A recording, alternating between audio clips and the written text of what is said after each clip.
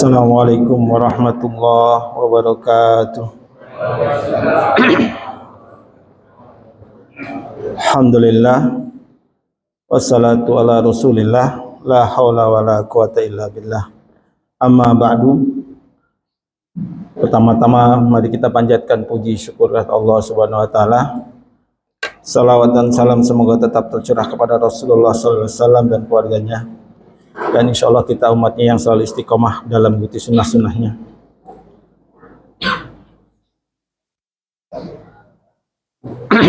Mohon maaf agak sedikit flu kemarin. Bapak Ibu,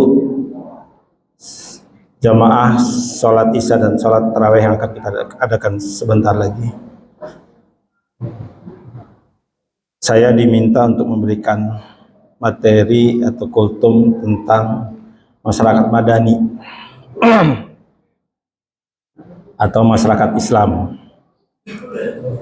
Saya nggak tahu panitia apa mungkin sudah menghitung waktunya, karena baru Maret kemarin ya, tanggal 3, kalau kita ingat sejarah, itu adalah keruntuhan kekhalifahan terakhir Khalifah Utsmani di tanggal 3 Maret 1924, hampir 100 tahun nanti.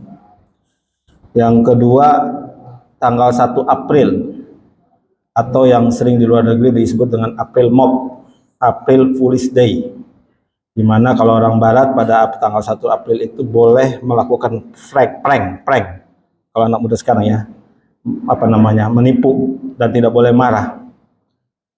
Dan kita harus tahu tanggal 1 April itu adalah tragedi berdarah bagi umat Islam, khususnya di Spanyol, Cordova, di mana Ratu Isabella dan Raja Ferdinand itu membantai umat Islam sampai ratusan ribu, 300 sampai 500 ribu. Ya, di mana salah satu prank yang mereka lakukan adalah meminta umat Islam untuk keluar setelah mereka menyerang, kemudian masih banyak umat Islam yang bersembunyi di rumah dan di mana-mana, disuruh keluar. Mereka disediakan kapal, kalau mau tidak dibunuh, silakan pergi dari tempat itu, dan sudah disediakan kapal. Sehingga banyak umat Islam berbondong-bondong berangkat menuju laut, sudah memang betul disediakan kapal, tapi setelah sampai di sana, kapalnya dibakar dan mereka dibantai. Sehingga pada saat itu bisa dikatakan laut berubah warnanya dari biru menjadi merah hitam. Itu yang harus kita pahami. Bapak Ibu,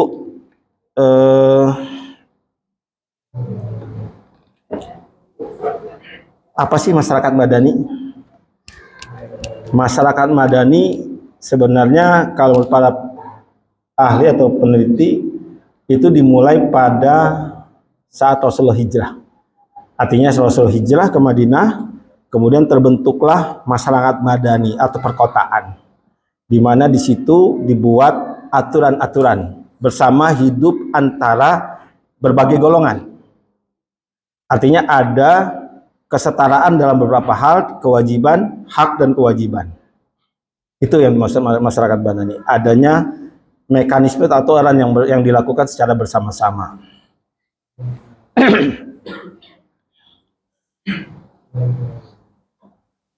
Terus bagaimana kalau memang masyarakat madani ini adalah satu pilihan? Bagaimana caranya kita bisa kembali membentuk masyarakat madani? Atau kita sudah dalam kondisi masyarakat madani atau belum? Itu kan pertanyaannya. Dalam beberapa hal mungkin ya kita sudah masuk dalam masyarakat madani. Misalnya apa? Adanya aturan-aturan yang kita sepakati. Tapi kalau dalam pengertian masyarakat madani adalah masyarakat madani Islami, maka mungkin ini yang perlu kita kembali melihat. Apakah memang sudah masyarakat Islami itu terbentuk dalam kehidupan kita bermasyarakat?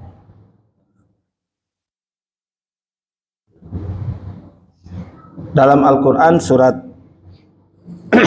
An-Nur surat 24 ayat 55, Allah berfirman, wa'adallahu alladhina amanu minkum wa amilus solihat la yastakhlifannahum fil ardi kama stakhlifal ladina min qablihim.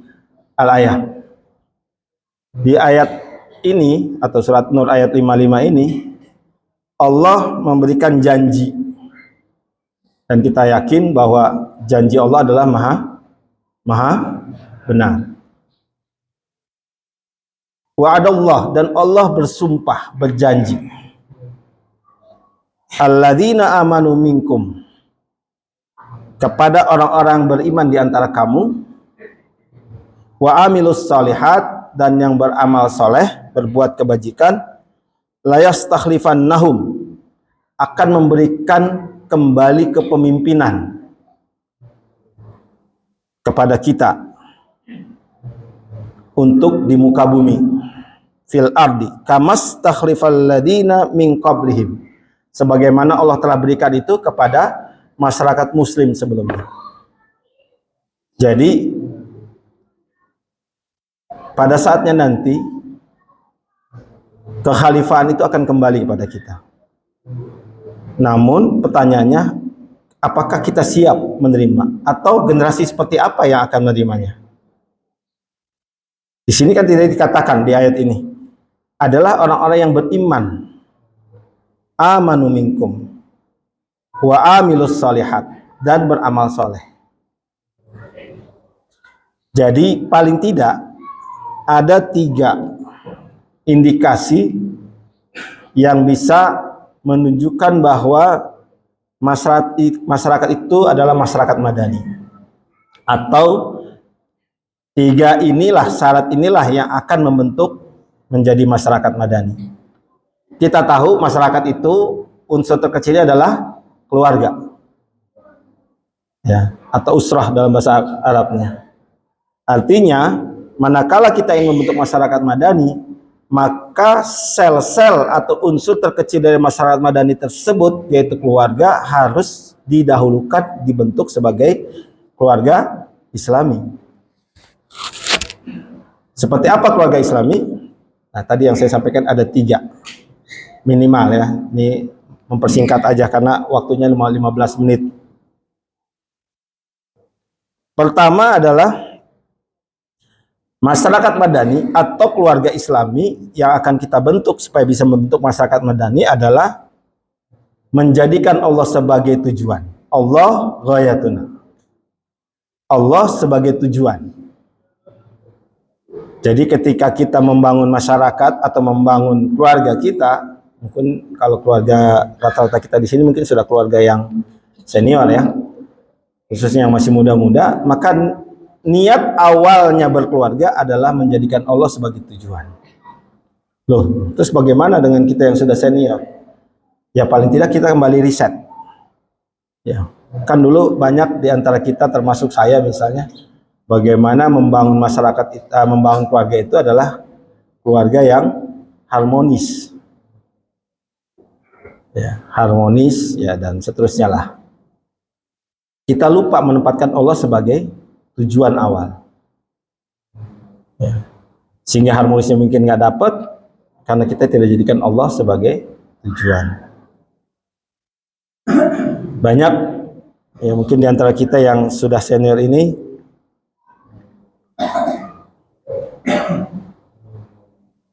menjadi apa, ya, kalau saya bilang keluarga yang kemudian terombang-ambing dalam keraguan,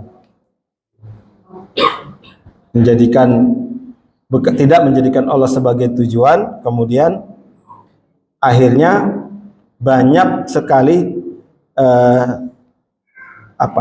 fiksi-fiksi, ya, gesekan-gesekan yang kemudian menimbulkan pelencengan dari niat awal. Bagaimana menjadikan Allah sebagai tujuan? Itu pertanyaannya. Tentu saja dengan kembali mengingat bahwa hanya Allah lah yang menjadi sandaran buat kita semua. Banyak di antara kita yang kemudian dulu, khususnya kalau misalnya kepada anak-anak, ya, saya merasakan juga dulu, jadi pegawai negeri misalnya. Tidak salah, tapi kemudian itu menjadi satu tujuan. Padahal itu kan sarana saja. Tujuan kita adalah mengabdi pada Allah. Akhirnya banyak juga sekarang yang lagi rame-rame nih pegawai negeri, khususnya Departemen Keuangan, banyak melenceng kan, karena tidak menjadikan Allah sebagai tujuan. Pentingnya menjadikan Allah tujuan ini tergambar tadi berkaitan dengan peristiwa berdarahnya di Cordova. Ini ada peristiwa menarik. Raja Ferdinand, suami dari Ratu Isabella, itu ketika ingin menghancurkan Cordova, itu mengirim mata-mata. Bertahun-tahun mata-mata ditempatkan di sana. Nggak satu dua ya, cukup banyak. Dalam setiap waktunya dia melapor. Mencari momen yang tepat kapan Cordova diserang. Suatu waktu mata-mata itu ketemu dengan seorang anak kecil, lagi nangis. Ditanya, kenapa kamu nangis? Karena meninggalkan sholat. Maka mata-mata tersebut melapor kepada Ferdinand, belum saatnya menyerang Cordova. Karena masyarakat masih sangat kuat dengan Islam. Bertahun kemudian, mata-mata tersebut ketemu lagi dengan seorang pemuda yang juga lagi menangis. Terus ditanya sama mata-mata ini, kenapa kamu menangis? Karena saya diputus cinta sama pacar saya. Inilah saat yang tepat Cordova diserang. Maka dilaporkan segera kepada Raja Ferdinand untuk segera mengirim pasukan. Rupanya momen di mana masyarakat sudah jauh dari nilai-nilai Islam dan nilai-nilai dari tujuannya pada Allah, itu adalah saat yang tepat untuk diserang. Ini ketika kita tidak menjadikan Allah sebagai tujuan. Yang kedua, mengajarkan hak-hak Allah dan ibadah. Dalam ibadah maksud saya. Contoh sholat. Kita banyak dulu mungkin ada sebagian orang tua lebih pusing anaknya tidak mempunyai nilai 100 atau pelajaran yang bagus ketimbang anaknya meninggalkan sholat. Padahal Rasulullah SAW pernah bersabda, didiklah anak kamu untuk mengejarkan sholat pada usia 7 tahun. Dan pukullah dengan pukulan mendidik pada usia 10 tahun manakala ia meninggalkannya. Ini hak-hak Allah yang dari kecil dibiasakan. Ya, syarat kedua terbentuknya masyarakat madani.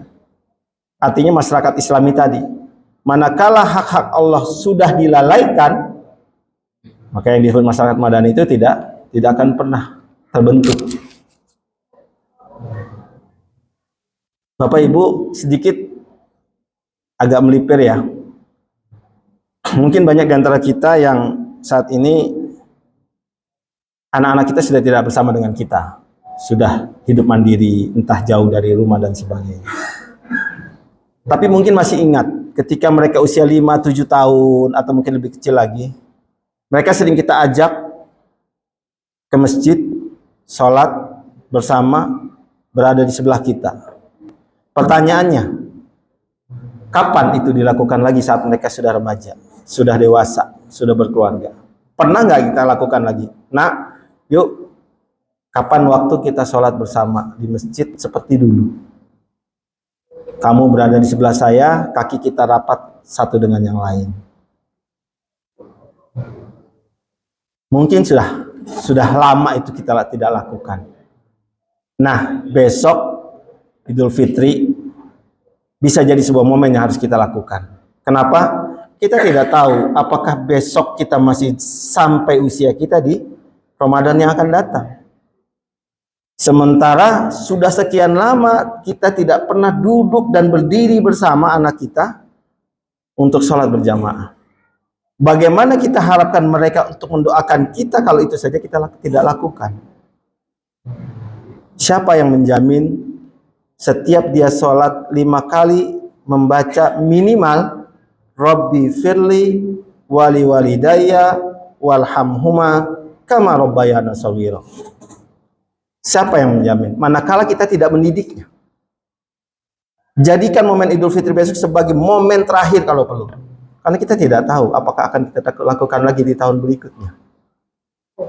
Bapak Ibu, ingat, kehidupan di alam barzah rata-rata dan yakin itu lebih lama dalam kehidupan dunia dibanding kehidupan dunia. Rasulullah 1400 tahun, usia hanya 63 tahun. Sudah ada di dalam barzahnya. Gak usah jauh-jauh.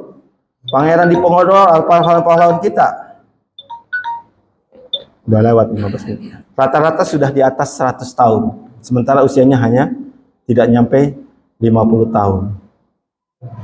Artinya kita butuh doa anak-anak kita. Kita butuh lantunan salam mereka kepada kita. Manakala kita sudah tiada khususnya. Terakhir mungkin melengkapi yang ketiga. Setelah keluarga kita terbentuk, keluarga yang Islami, maka kita perlu menularkan kepada tetangga kita, saudara-saudara kita, supaya apa? Supaya terbentuk environment, lingkungan yang Islami. Tidak akan terbentuk masyarakat Islami manakala lingkungan tidak bisa kita bentuk bersama-sama untuk menjadi lingkungan yang Islami. Tegur tetangga kanan kita, tegur tetangga kiri kita, ajak mereka untuk sama-sama beraktivitas bersama di dalam masjid. Entah pengajian, entah sholat berjamaah dan seterusnya. Mungkin itu saja sebagai bagian tazkirah buat kita bersama, dan catatan bahwa lingkungan ini penting sekali kita bentuk. Kenapa?